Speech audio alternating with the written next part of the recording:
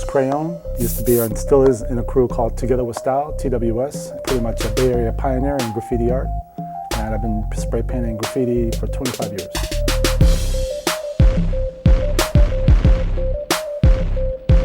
It was incredible.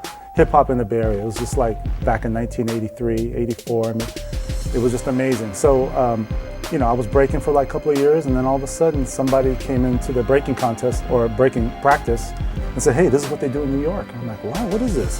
They paint this on subways. I'm like, what? So I started did a cardboard and then did some stuff on the rooftop. And then after you do 10 pieces, then you start rolling. Your skill starts to come about, then you start meeting other people around the city.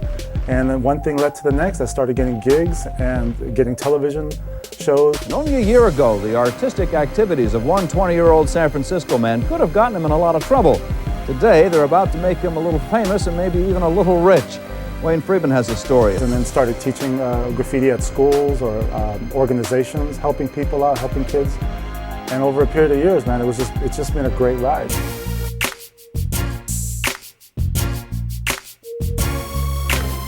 I was one of the first cats to do a gallery in the West Coast. I talked to some people in the know about who did some graffiti galleries, and it was Brim and Bio in LA. And they came from New York, and they did a show in LA. But I was like the first kid, actual graffiti writer from the West Coast, to actually do a gallery show. It was one of those things when I went out to the city or to other parts of the Bay Area, I handpicked some of the best people in different towns, and then we kind of made a crew called Together with Style. It's like the first Bay Area crew. We weren't the guys that went out and destroyed 50 properties with the one tag.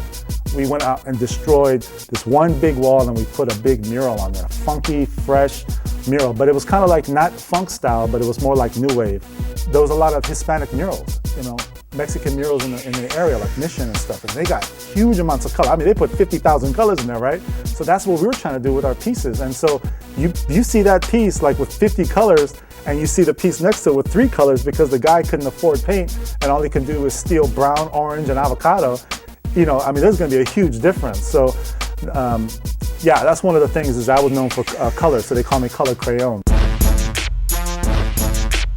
After a while, you do like 30 pieces, your skill and your technique and your way you're fading, the way you hold your can, the way you use different tips for a thin valve or a fat valve for a quicker job. All those things you're starting to know when you talk to people, this is back in the beginning where there was no magazines, there was no videos. So it's one of those things you have to kind of have a rapport with other writers, and that was a big deal. That's how I got my skill too.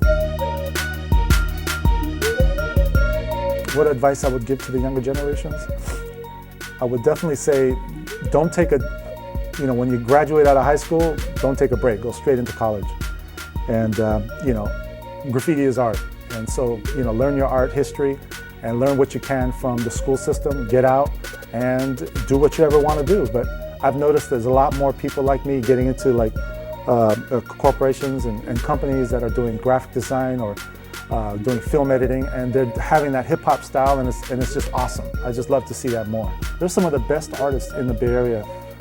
You can't find any of these artists anywhere else in the world. They're living in the Bay Area. They're actually living treasures. Whether it has to do with Qbert that's living out here, or some dope MC or a dope graffiti writer. I mean, we got some national treasures here in the Bay Area on a serious level.